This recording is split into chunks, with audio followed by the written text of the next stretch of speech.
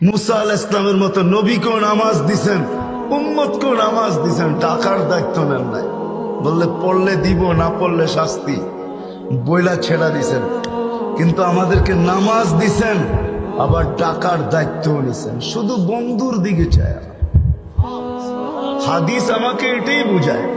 মুসা আলাইহিস সালাম যখন 5 ওয়াক্তে চলে আসছে, তো মুসা আলাইহিস সালাম তখনও বলতেছিল কমায়া নিয়ে আসেন আরো, আমার উম্মত 2 বেলা পড়ে নাই, আপনার উম্মত 5 বেলা কোত্থেকে পড়বে।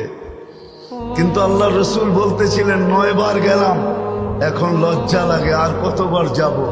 আমার মনে হয় যদিও মুখে ছিল লজ্জা লাগে আর কতবার যাব, আমার মন বলে ভিতরে উম্মতের জন্য ব্যথা ছিল, ব্যথা। উম্মতের জন্য ভিতরে ব্যথা ছিল, যদি না পড়ে আমি কি মুখ দেখাবো। কালকে 50কে 5 আইনা দিলেন, সোয়াবও কমাইলেন না, পরিশ্রম কম, সোয়াব পুরা। পড়বে 5 বেলা, সোয়াব 50 বেলা।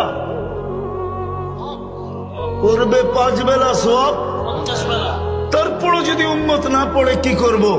আমি তো এখনো জমিনে যাই নাই, পরীক্ষাও করি নাই। এ তো পরীক্ষিত ব্যক্তি।